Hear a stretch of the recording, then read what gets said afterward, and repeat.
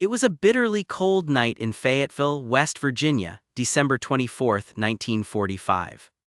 The wind had a sharp bite to it, rattling the shutters of homes already tucked in for Christmas Eve. Snow from the day before still clung stubbornly to the edges of the roads, glistening under the pale light of a half-moon. Inside the Sodder home, the smell of pine needles and wood smoke filled the air. The laughter of children, still giddy from opening a few early presents, mingled with the distant hum of a radio playing soft holiday tunes. By midnight, most of the household had gone to bed, the glow from the fireplace dying into embers. George and Jenny Sodder, the parents, were the last to rest, their minds drifting toward the coming morning, family, food, and the warm chaos of a sea full of 10 children, but within an hour the sound of breaking glass shattered the quiet. Then came the acrid smell of smoke, sharp and thick, curling its way through the halls before anyone could fully wake. Panic spread faster than the fire itself. George shouted for the children, his voice tearing through the roar of flames that now clawed their way up the staircase. Jenny's heart pounded as she searched the rooms, pulling the younger ones to safety, the heat pressing against her skin like an open furnace. In the confusion, 5 of their children, Morris, Martha, Louie, Jenny, and Betty, were nowhere to be seen. Neighbors rushed from their beds, drawn by the orange glow lighting up the night sky. Buckets of water froze in the air before they hit the flames. The fire brigade arrived too late, the home collapsing into a smoldering heap in less than an hour, and then silence. By dawn, only the chimney stood. The air reeked of wet ash. George and Jenny stood among the ruins, faces streaked with soot and tears, their breaths visible in the morning cold. But as the smoke cleared, a detail emerged that would haunt them for the rest of their lives. No bones, no trace. Nothing to say the children had died there at all. And so began a story that would stretch across decades, a mystery born in the fire and kept alive by a question no one could answer. Where did the Sodder children go? The Sodder family was known in Fayetteville for their hard work and quiet generosity. George, broad-shouldered and strong from years in the coal business, had built the house himself, sturdy walls, a big kitchen, and enough bedrooms to f it all. 10 children. Jenny kept the home warm and alive, her voice carrying through the halls as she cooked or called the children in from play. There was a rhythm to life there, one that made the chaos of so many kids feel almost like music. The older boys helped their father with deliveries and repairs, their boots always dusty from the road. The younger ones, bright-eyed and curious, filled their days with small adventures. Morris, at 14, had an easy smile and a knack for fixing things. Martha, 12, loved to read, often curled up by the window with a worn library book. Little Louie, just 9, was the joker of the bunch, his pockets always stuffed with marbles or string. Jenny, Jr. 8, followed her namesake mother everywhere, helping with chores in exchange for whispered stories. And Betty, only 5, had a laugh that could break through even the most tired evening. That Christmas Eve had been joyful in its simplicity. The family had shared a big meal, the children chattering over each other about gifts and the promise of snow. George had promised the older boys a few hours of card games before bed, while the younger ones were allowed to stay up late to play with the new toys. They'd unwrapped early, the radio hummed in the background, tuned to a station playing carols. Outside, the cold deepened, but inside the air was thick with warmth, the kind that comes not just from the fire but from belonging. In small ways, the night had felt almost too perfect. Earlier that week, George had brushed off an argument with a man in town who'd made strange remarks about his business. Jenny had noticed a car idling on the road outside more than once in recent days, its headlights lingering a little too long. They told themselves it was nothing, just passing moments in a small town where everyone knew everyone. By bedtime, the house was quiet except for the muffled sound of shuffling cards and giggles from the upstairs rooms. Jenny had paused at the foot of the staircase, looking up toward the children's rooms. She remembered the scene so clearly later, the way the warm lamplight spilled out across the hallway, the shadows of her children moving behind it. It was an image she thought would be there forever, she couldn't have known it was the last time she would see that glow. In the days leading up to Christmas, little moments began to settle uneasily in the back of Jenny's mind. They were fragments at first, small enough to brush aside but strange enough to remember later. One afternoon, a man had come to the house under the pretense of asking about work. He stood on the porch, his hat pulled low, and glanced at the wiring along the side of the home.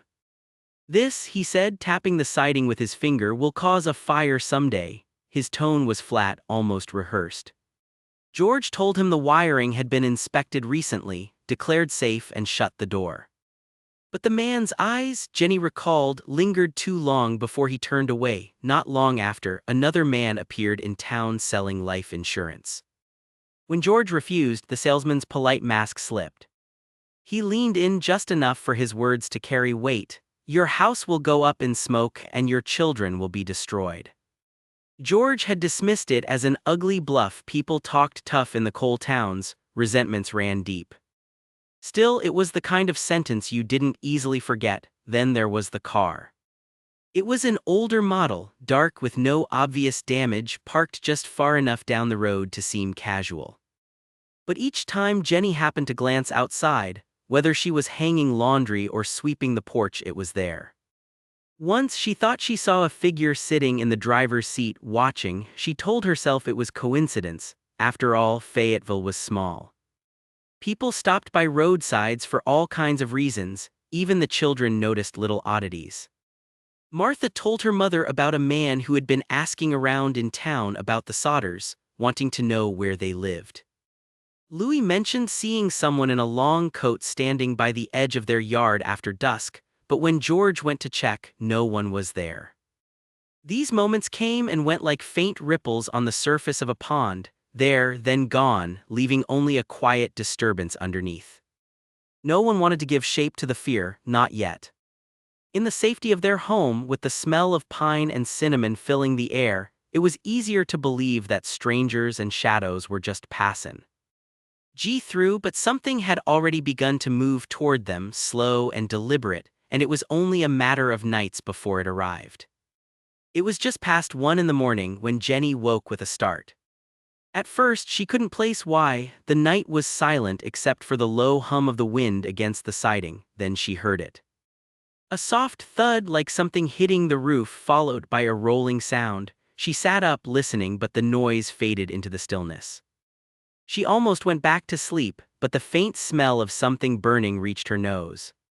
It wasn't the sweet, dry scent of wood from the fireplace. It was sharper, bitter, chemical. She rose from bed and padded into the hallway. The air was already warm, too warm for the hour. Downstairs, she caught sight of a flicker orange light dancing against the wall. In the same moment, a sharp crack split the quiet. She ran to the window and saw smoke curling upward from the side of the house. Within seconds, George was awake, pulling on his clothes, shouting for the children. The older boys stumbled from their beds, coughing as smoke pushed its way up the staircase. The younger children's voices rose in confusion and fear. Jenny grabbed Sylvia, the youngest, and rushed her toward the door, the floorboards already hot under her feet.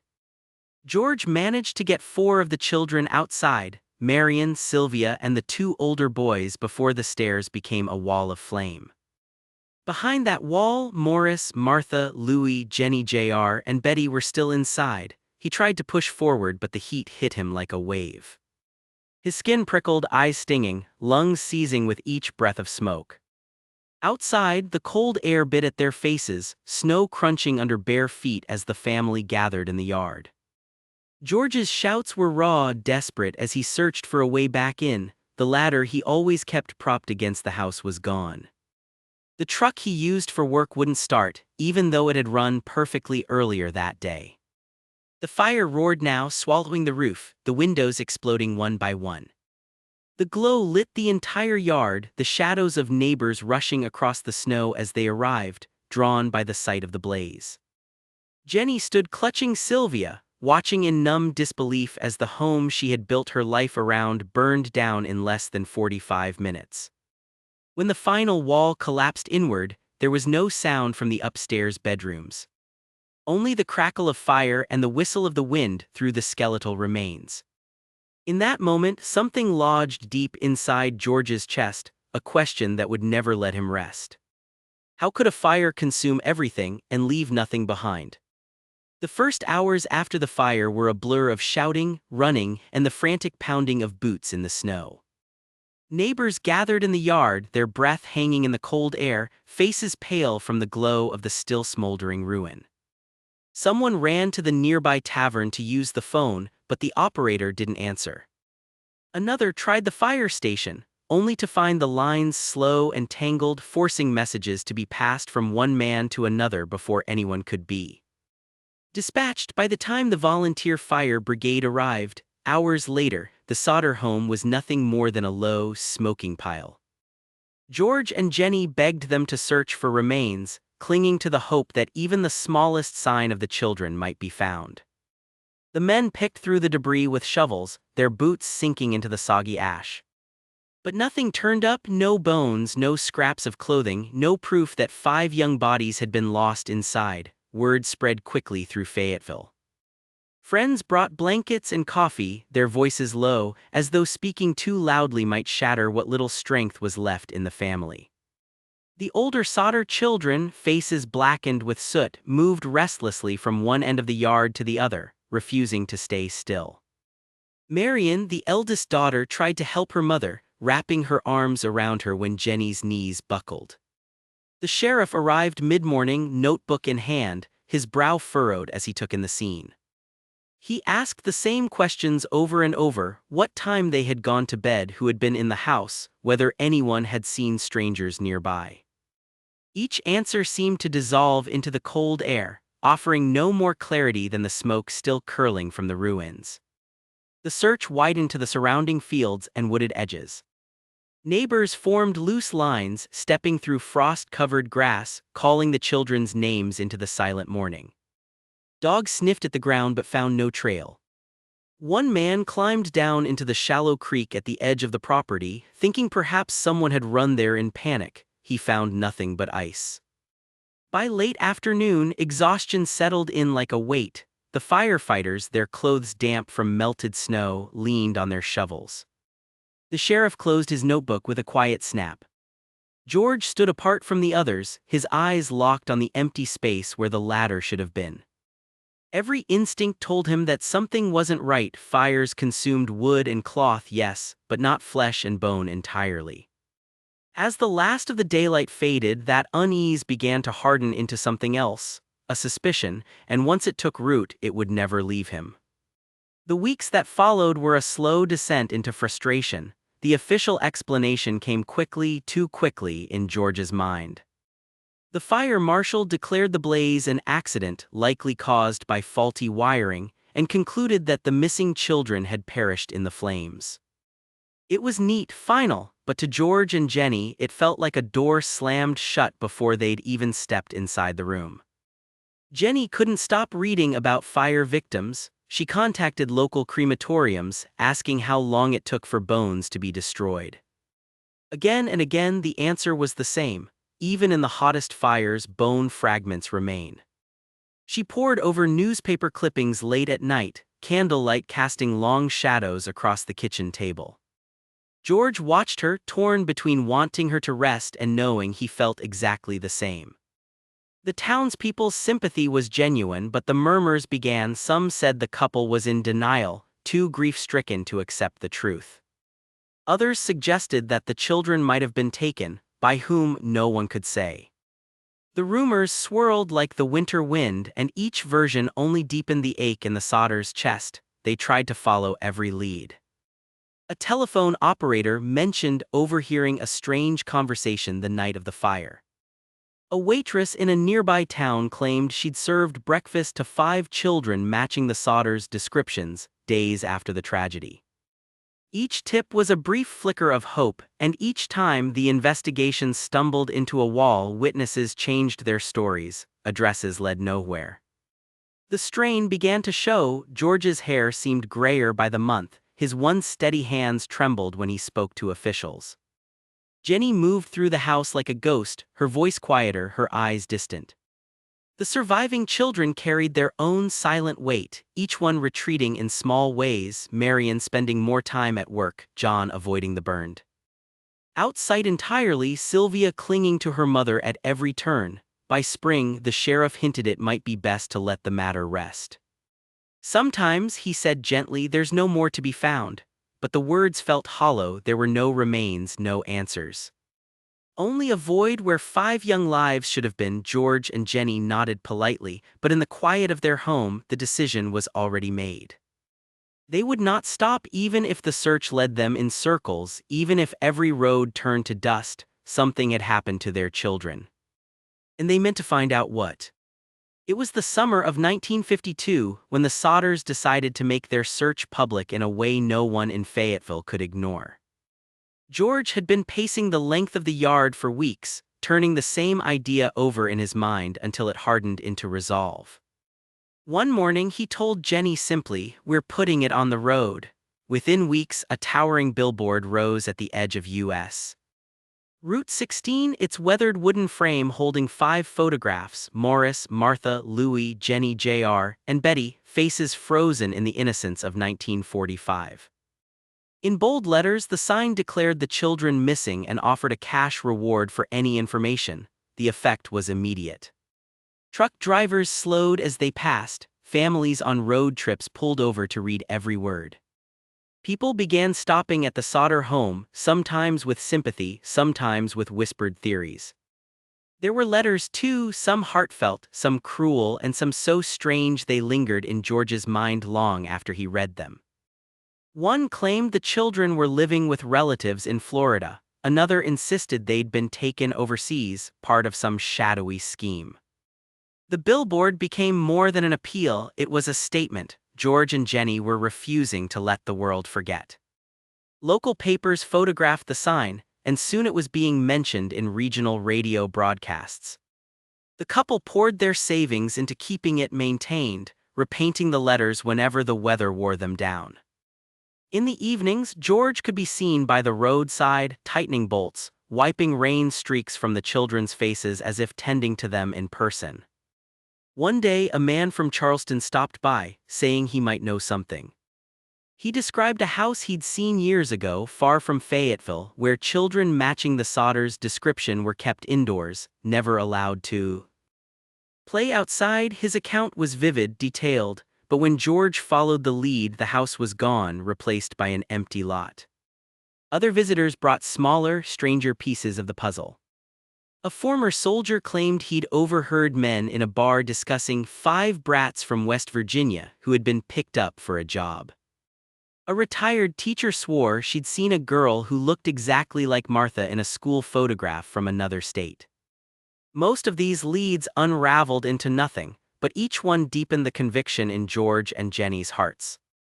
If there were so many sightings, so many whispers, then maybe the truth was still out there. And if it was, they would keep the billboard standing until it found its way back to them. It was a gray afternoon in 1967 when the envelope arrived. Jenny had been sorting laundry at the kitchen table when the postman knocked, handing her a stack of mail bound with twine. Among the bills and letters was one with no return address, postmarked from Kentucky. She slid it open without much thought until something slipped out and landed face up on the table, a photograph. The young man in the picture looked to be in his mid-20s, his dark hair swept neatly back, his expression caught somewhere between caution and curiosity. There was something about his eyes, wide, deep-set, that made Jenny's breath catch. Her hands began to tremble. George, called in from the yard, froze the moment he saw it. They didn't have to say it aloud. He looked just like Louis would have had he lived. Tucked behind the photograph was a short note, handwritten in uneven block letters. Louis Sodder, I love brother Frankie, Illil Boys, A90132 or 35. The message was cryptic, almost nonsensical, but the name alone was enough to ignite a fire in George's chest. For more than 20 years they had searched for even a scrap of proof, and now here it was staring back at them. Within days, George hired a private investigator from Nashville to trace the letter. The man promised results and set out for Kentucky, taking the photograph with him for comparison. Weeks passed with no word, then months. Eventually, George realized the investigator wasn't coming back. No explanation, no report, he was simply gone. Still, the couple could not ignore what they had seen. They compared the man's features to childhood photographs of Louis, the shape of the jaw, the curve of the brow. It was all there. Jenny studied the handwriting, trying to decode the numbers and strange phrases. Was it a military code, a street address? The more they tried to solve it, the more tangled it became. They considered going to the police, but past experience had left them with little faith. Instead, George drove to Kentucky himself, visiting small towns, flashing the photo in diners, bars, and post offices. Some people thought they recognized him, others shook their heads. One bartender claimed he'd seen a man like that a few months prior, traveling with two others, but he didn't know where they'd gone. By the time George returned to West Virginia, the trail was already cold, yet the photograph never left their sight. They framed it and hung it in the living room, right beside the children's earlier portraits. It was a quiet, stubborn declaration that the story was not over and that somewhere out there, perhaps Louis himself knew exactly where the rest of truth was hiding. In the years after the photograph arrived, the Sodders' lives became a careful balance between normalcy and relentless pursuit. They kept the billboard on Route 16 freshly painted, the faces of the 5 children looking down on passing cars as if silently asking for answers.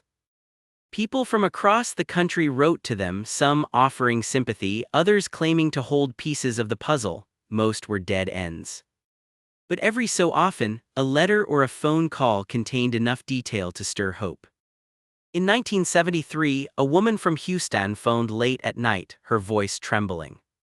She claimed she had once rented a room to a man who looked exactly like the photograph of Louis. She said he'd confided that his real family lived far away and that they thought he was dead. Before Jenny could ask more, the line went dead. The number she gave later proved to be disconnected. Theories multiplied over the decades. Some pointed to organized crime, hinting that George's outspoken criticism of Mussolini and the Italian government had made him enemies. Others suggested a local kidnapping ring.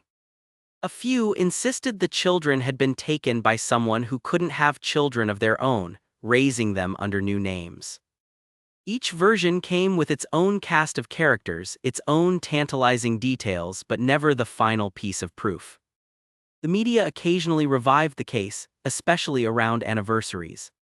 Reporters stood in front of the billboard, their microphones catching the steady hum of traffic in the background. They filmed George and Jenny at their kitchen table, the photograph of the young man propped against the sugar bowl. The couple's answers were always the same, measured, determined, refusing to waver. The toll on their lives was quiet but deep. George's once broad shoulders bent forward more each year, as if carrying the weight of unanswered questions. Jenny dressed in black every day after the fire, a silent sign of mourning that never lifted. Their surviving children grew up in the shadow of the mystery, each one shaped in some way by the search. Some spoke openly about it, others avoided the subject altogether, but all of them lived with the knowledge that their family's story had been fractured. When George passed away in 1969, Jenny carried the search alone. She tended the billboard, answered letters, and kept the photograph of the man Louis she believed, where she could see it every day. She told visitors, "If I give up, they will truly be gone," and so she didn't. The case had become more than just a family's loss. It was a symbol for anyone who had ever lived with the ache of not knowing. It was a wound the years refused to close, a story that refused to be buried. When Jenny passed away in 1989, the house she had lived in for decades, just steps from where the original home once stood, was filled with reminders of the search. The billboard had long since been taken down, its wood weathered and splintering, but in her living room, the framed photographs remained in their exact places. The young man's photo still sat beside the earlier portraits, his gaze fixed on some unseen point beyond the glass. After her death, the remaining Sodder children continued to speak about the case, but without the steady rhythm of their parents' efforts. The trail G. Reo colder files were lost or misplaced. Witnesses who might have remembered details had either moved away or passed on. Theories persisted, but without new evidence they became more like folklore, half memory, half story. What remained were the unanswered questions, stubborn as the mountains around Fayetteville. If the children had died in the fire, why had no remains ever been found? If they had been taken, by whom, and for what reason? And what of the photograph? Was it truly Louis, or a cruel coincidence sent by someone who wanted to keep the mystery alive? Even now, people still visit Fayetteville knowing the Sodder story. Some drive past the site where the billboard once stood, picturing the 5 young faces staring down from the roadside. Others leave flowers near the old property, not because they knew the family, but because the story speaks to something universal, the ache of an open ending, the wound of not knowing. The case has never been officially closed. It lingers in old police reports, in yellowed newspaper clippings, in the memories of those who remember the night of the fire. And in quiet moments when the wind moves through the hills in a certain way, it's easy to imagine the voices of children carried with it. Perhaps they are gone, perhaps they lived and grew and learned to forget. Or perhaps somewhere there is still someone who knows the truth, someone who has carried it for a lifetime. And if that person ever chose to speak, the question that haunted the Sodder family for more than 4 decades could finally be answered. Until then, it remains what it has always been, a story without an ending, a fire without ashes, a family frozen in the space between hope and grief. Some mysteries fade with time, quietly dissolving into the background of history, but others they linger. They hold on, refusing to be buried, whispering their questions into each new generation willing to listen. The story of the Sodder family isn't just about one tragic night, it's about the unshakable human need for truth, no matter how far or how long we have to search for it. Somewhere out there the answer still exists. It might be in an old letter tucked away in a drawer, in a photograph hidden in a dusty album, or in the memory of someone who has carried it in silence. See, and maybe, just maybe, you hold a piece of it. If you know something, share it. If you've heard a story, even in passing, speak it aloud. And if this tale has stayed with you, let it spark your curiosity to keep asking questions, to keep digging for what others have overlooked. Because every mystery has a truth behind it, and the only way it will ever be found is if we refuse to stop looking.